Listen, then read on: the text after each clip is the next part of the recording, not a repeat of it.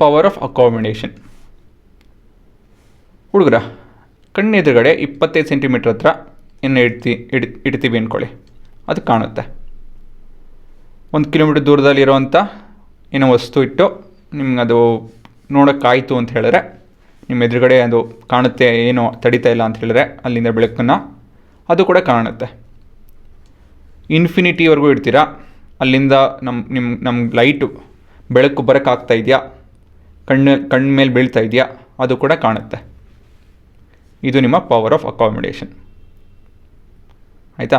ಇದು ನೋಡೋಕ್ಕಾಗುತ್ತಲ್ಲ ಇಷ್ಟು ರೇಂಜಲ್ಲಿ, ಒಂದು 25 ಸೆಂಟಿಮೀಟ್ರಿಂದ 1 ಕಿಲೋಮೀಟ್ರಿಂದ ಇನ್ಫಿನಿಟಿವರೆಗೂ ಏನೇ ಇದ್ರೂ ಅಲ್ಲಿಂದ ಬೆಳಕು ಬಂತು ಅಂತ ಹೇಳಿದ್ರೆ, ನಮ್ಮ ಕಣ್ಣಿಗೆ ಬಿತ್ತು ಅಂತ ಹೇಳಿದ್ರೆ ನಮ್ಗೆ ಅದು ಕಾಣುತ್ತೆ. ಆಯಿತಾ? ಇದು ನಿಮ್ಮ ಪವರ್ ಆಫ್ ಅಕಾಮಿಡೇಷನ್. ಇದನ್ನು ಚೆನ್ನಾಗಿ ಅರ್ಥ ಮಾಡ್ಕೊಬೇಕು ಅಂತ ಹೇಳಿದ್ರೆ ನಿಮ್ಗೆ ಒಂದು ಪ್ರಶ್ನೆ ಕೇಳ್ತೀನಿ. ಈಗ ಮೊದಲೇ ಸಿನಾರಿಯೋ ತೊಗೊಳ್ಳಿ, ಕೇಸ್ 1. ಇಲ್ಲಿ ಆಬ್ಜೆಕ್ಟ್ ಯಾವುದು, ಲೆನ್ಸ್ ಯಾವುದು, ಇಮೇಜ್ ಯಾವುದು? ಇಮೇಜ್ ಎಲ್ಲಿದೆ, ಸ್ಕ್ರೀನ್ ಎಲ್ಲಿದೆ? ಇಲ್ಲಿ ಆಬ್ಜೆಕ್ಟು, ಲೆನ್ಸು, ಸ್ಕ್ರೀನು ಎಲ್ಲಿದೆ? ಯಾವ ಲೆಕ್ಕ ಬರುತ್ತೆ? ಇದು ನಿಮ್ಮ ಆಬ್ಜೆಕ್ಟು ಅಲ್ವಾ? ಇದು ನಿಮ್ಮ ಲೆನ್ಸು. ಸ್ಕ್ರೀನ್ ಎಲ್ಲಿದೆ? ನಿಮ್ಮ ರೆಟಿನಾ ಇದೆಯಲ್ಲ, ಅದೇ ನಿಮ್ಮ ಸ್ಕ್ರೀನು. ಸರಿನಾ? ನಾವು ನೋಡಿದ್ದೀವಿ, ಆಬ್ಜೆಕ್ಟ್ ಹಿಂದೆ ಹೋದಷ್ಟು ಸ್ಕ್ರೀನ್ ಹಿಂದೆ ಹೋಗಬೇಕು. ಅಲ್ಲ, ಆಬ್ಜೆಕ್ಟ್ ಹತ್ತಿರ ಬಂದಷ್ಟು ಸ್ಕ್ರೀನ್ ಹಿಂದೆ ಹೋಗಬೇಕು. ಇವು ಎಕ್ಸ್ಪೆರಿಮೆಂಟ್ ಮಾಡಿದ್ದೀವಿ ನೋಡಿ, ಇದು ಕಾನ್ವೆಕ್ಸ್ ಲೆನ್ಸ್ ಅಲ್ವಾ? ಆಬ್ಜೆಕ್ಟು ಹತ್ತಿರ ಬಂದಷ್ಟು ಸ್ಕ್ರೀನ್ ಹಿಂದೆ ಹೋಗಬೇಕು, ಇಲ್ಲಾಂದರೆ ಕಾಣಲ್ಲ. ಯಾವುದೊಂದು ಫಿಕ್ಸ್ ಆಗಿತ್ತು ಲೆನ್ಸು ಅಂತ ಹೇಳಿದ್ರೆ ಸ್ಕ್ರೀನ್ ಹಿಂದೆ ಹೋಗಬೇಕು. ಆದರೆ ಮನುಷ್ಯನ ಕಣ್ಣು ಫಿಕ್ಸ್ ಆಗೋಗಿದೆ, 2.5 ಸೆಂಟಿಮೀಟ್ರ್ ಅಂತೆ, ಇಷ್ಟುದ್ದ ಇದೆಯಂತೆ. ಆಯಿತಾ? ಮನುಷ್ಯನ ಕಣ್ಣು ಉದ್ದ ಫಿಕ್ಸ್ ಆಗೋಗಿದೆ. ಹೇಗೆ ಕಾಣುತ್ತೆ ಮತ್ತೆ? ಇಂದು ಈ ಸ್ಕ್ರೀನ್ ಅಂತ ಹಿಂದೆ ಹೋಗಕ್ಕೆ ಸಾಧ್ಯನೇ ಇಲ್ಲ, ಮತ್ತು ಹೇಗೆ ಸಾಧ್ಯ ಇದು? ಇದೊಂದು ವಿಷಯ ನೋಡೋಣ. ಈ ಲೆನ್ಸಿಂದ ಇದಕ್ಕೆ ಅರೌಂಡು 2 ಸೆಂಟಿಮೀಟ್ರ್ ಅಂತ ಹೇಳಿ ಕನ್ಸಿಡರ್ ಮಾಡೋಣ. ನನಗೆ ಎಕ್ಸಾಕ್ಟ್ ವ್ಯಾಲ್ಯೂ ಗೊತ್ತಿಲ್ಲ, 2 ಸೆಂಟಿಮೀಟ್ರ್ ಅಂತ ಹೇಳಿ ತಿಳ್ಕೊಳೋಣ. ಇದನ್ನು ನೋಡಬೇಕು ಅಂತ ಹೇಳಿದ್ರೆ ಯಾವುದ್ರದ್ದು ಈ ಲೆನ್ಸದು ಫೋಕಲ್ ಲೆಂತ್ ಎಷ್ಟಿರಬೇಕು ನೋಡೋಣ. ಇದು ನೋಡಬೇಕು ಅಂತ ಹೇಳಿದ್ರೆ ಇದ್ರ ಲೆನ್ಸು, ಇದ್ರ ಫೋಕಲ್ ಲೆಂತ್ ಎಷ್ಟಿರಬೇಕು ನೋಡೋಣ. ಸರಿನಾ? ಒಂದೇ ಲೆನ್ಸು, ಆದರೆ ಏನೋ ನೋಡೋಣ, ಈ ವ್ಯಾಲ್ಯೂ ನೋಡೋಣ, ಕ್ಯಾಲ್ಕುಲೇಟ್ ಮಾಡಿ ಏನಾಗ್ತಾಯಿದೆ ಇಲ್ಲಿ ಅಂತ ಹೇಳಿ ಅರ್ಥ ಮಾಡ್ಕೊಳ್ಳೋಣ. 25 ಸೆಂಟಿಮೀಟ್ರ್ ದೂರದಲ್ಲಿರೋವಂಥ ಆಬ್ಜೆಕ್ಟ್ ಕಾಣ್ತಾ ಇದೆ. ಸೊ ನಮ್ಮ ಈ ಕಣ್ಣಲ್ಲಿರೋವಂಥ ಲೆನ್ಸಲ್ಲಿ ಫೋಕಲ್ ಲೆಂತ್ ಎಷ್ಟಿರಬೇಕು ನೋಡೋಣ. ಸೊ ಎಲ್ಲದಕ್ಕೂ ಒಂದೇ ಆಗುತ್ತಾ, ಇಲ್ಲಾಂದರೆ ಬೇರೆ ಬೇರೆ ಮಾಡಬೇಕಾ, ಏನು ಮಾಡಬೇಕು ಅಂತ ಹೇಳಿ ಅರ್ಥ ಮಾಡ್ಕೊತಾ ಇದ್ದೀವಿ. ಇಲ್ಲಿ 1/u - 1/v, ಸಾರಿ 1/v - 1/u, ಉಲ್ಟಾ ಅಲ್ವಾ? ಉಲ್ಟಾ ಕಲೀರಿ ಅಂತ ಹೇಳಿ ನಾನೇ ತಪ್ಪಾಗುತ್ತೆ. ಇಮೇಜ್ ಎಲ್ಲಿದೆ? ಇಮೇಜ್ ಡಿಸ್ಟೆನ್ಸ್ ಯಾವುದು? ಇದು ನಿಮ್ಮ ಇಮೇಜ್ ಡಿಸ್ಟೆನ್ಸು. ಸ್ಕ್ರೀನು ಮತ್ತು ಲೆನ್ಸ್ ನಡುವೆ ಇರುವಂಥ ಡಿಸ್ಟೆನ್ಸು ಇಮೇಜ್ ಡಿಸ್ಟೆನ್ಸು. ಆಬ್ಜೆಕ್ಟ್ ಎಲ್ಲಿದೆ? 25 ಸೆಂಟಿಮೀಟ್ರ್ ದೂರದಲ್ಲಿದೆ. LCM ಏನು? 50. 25 2 F is equal to 50/23, which is approximately ಎಷ್ಟು? 50/23, 50 divided by 23, 2.17 centimeter. This should be the focal length of the lens. ಸರಿ. ಸೊ ಇದರಲ್ಲಿ ನೋಡೋಣ, ಈ ಕೇಸಲ್ಲಿ ನೋಡೋಣ. ಇಲ್ಲಿ 1/f is equal to 1/v, ಯಾಕಂತ ಹೇಳಿದ್ರೆ ಈ ಡಿಸ್ಟೆನ್ಸ್ ಚೇಂಜ್ ಆಗೋಲ್ಲ, ಸ್ಕ್ರೀನ್ ಡಿಸ್ಟೆನ್ಸ್ ಚೇಂಜ್ ಆಗೋಲ್ಲ. ಆಬ್ಜೆಕ್ಟ್ ಹಿಂದೆ ಹೋಗ್ತಾ ಇದೆ, ಸ್ಕ್ರೀನ್ ಡಿಸ್ಟೆನ್ಸ್ ಚೇಂಜ್ ಆಗ್ತಾಯಿಲ್ಲ. Divide by 1,00,000 centimetre. LCM ಇಲ್ಲಿ 1,00,000, ಇದು 50,000 -1.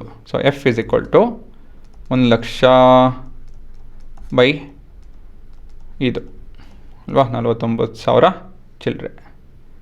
So 1,49,000 approximately 2.00 centimetre. ಇಲ್ಲಿ ಫೋಕಲ್ ಲೆಂತ್ ಬಂದು 2 ಸೆಂಟಿಮೀಟರ್ ಇರಬೇಕು, ಇಲ್ಲಿ ಬಂದು 2.17 ಇರಬೇಕು. ನನ್ನ ಪ್ರಶ್ನೆ ಏನಂತ ಹೇಳಿದ್ರೆ, ಇವೆರಡು ವ್ಯಾಲ್ಯೂ ಇರೋಕ್ಕೆ ಹೇಗೆ ಸಾಧ್ಯ? ಯಾಕಂತ ಹೇಳಿ ಇರೋದೇ ನಮ್ಮ ಕಣ್ಣಲ್ಲಿ ಒಂದೇ ಒಂದು ಲೆನ್ಸು, ಲೆನ್ಸ್ ಚೇಂಜ್ ಆಗ್ತಾಯಿಲ್ಲ. ಅದು ಏನಿದೋ ಇದು 1 ಕಿಲೋಮೀಟ್ರು, ಇದು 25 ಸೆಂಟಿಮೀಟ್ರು. ಈ 1 ಕಿಲೋಮೀಟ್ರು 2 ಕಿಲೋಮೀಟ್ರು 3 ಕಿಲೋಮೀಟ್ರ್ ಎಷ್ಟು ಕಿಲೋಮೀಟ್ರನ್ನ ಹೋಗ್ಕೊಳ್ಳಿ, ನಮ್ಮ ಬೆಳಕು ಬರ್ತಾ ಇದೆ ನಮ್ಮ ಹತ್ರ, ಅದು ಕಣ್ಮೇಲೆ ಬೀಳ್ತಾ ಇದೆ ಅಂತ ಹೇಳಿದ್ರೆ ಅದು ಕಾಣುತ್ತೆ. ಆಯಿತಾ? ಒಂದು ಇಂಟೆನ್ಸಿಟಿ ಇತ್ತು ಅಂತ ಹೇಳಿದ್ರೆ, ಮಿನಿಮಮ್ ಇಂಟೆನ್ಸಿಟಿ, ಅದೇ ಮಿನಿಮಮ್ ಶಕ್ತಿ ಇತ್ತು ಅಂತ ಹೇಳಿದ್ರೆ ಅದು ಕಾಣುತ್ತೆ. ಅದೇಗೆ ಸಾಧ್ಯ? ಇದೆಲ್ಲ ನೋಡಿ, ಫೋಕಲ್ ಲೆಂತ್ ಬೇರೆ ಬೇರೆ ಇರಬೇಕು. ನಮ್ಮ ಕಣ್ಣಲ್ಲಂತೂ ಎಂಥ ಲೆನ್ಸ್ ಏನೋ ಚೇಂಜ್ ಆಗ್ತಾಯಿಲ್ಲ, ಹೇಗೆ ಸಾಧ್ಯ ಇದು? ಏನಕ್ಕೆ ಅಂತ ಹೇಳಿದ್ರೆ, ಈ ಲೆನ್ಸು ಅದ್ರ ಫೋಕಲ್ ಲೆಂತ್ ಚೇಂಜ್ ಮಾಡೋ ಕೆಪಾಸಿಟಿ ಇದೆ. ಸರಿನಾ? ಹೇಗೆ ಚೇಂಜ್ ಆಗುತ್ತೆ ಅಂತ ಹೇಳಿದ್ರೆ, with the help of ciliary muscle. ಜ್ಞಾಪಕ ಇದೆಯಾ? ನಾನು ಸಿಲಿಯರಿ ಮಸಲ್ ಬಗ್ಗೆ ಹೇಳಿದ್ನಲ್ಲ, ಆಮೇಲೆ ಮಾತಾಡ್ತೀನಿ ಅಂತ ಹೇಳಿ. So this is how it helps. Ciliary muscle ಕಣ್ಣಿನ ಫೋಕಲ್ ಲೆಂತು ಚೇಂಜ್ ಮಾಡೋದಕ್ಕೆ ಸಹಾಯ ಮಾಡುತ್ತೆ. ಆಯಿತಾ? So to summarise, distance between the eye lens and the retina is fixed.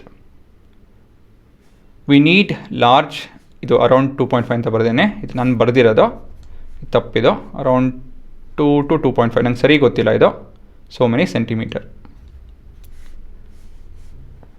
We need sharp image on the retina to see anything clearly.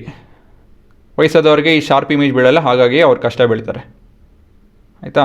80-90 ಇರೋರೆಲ್ಲ ಅವ್ರಿಗೆ ಕಾಣಲ್ಲ ಅದು, ಹಾಗಾಗಿ ಅವ್ರು ಕಷ್ಟ ಬೀಳ್ತಾರೆ. So that's the whole idea. Blurry ಇತ್ತು ಅಂತ ಹೇಳಿದ್ರೆ ಅವ್ರು ಸರಿ ಕಾಣಲ್ಲ, ಮುಖಗಳು ಕಾಣಲ್ಲ, ಯಾರ್ಯಾರು ಹೆಸರು ಹೇಳ್ತಾರೆ ಅಲ್ವಾ?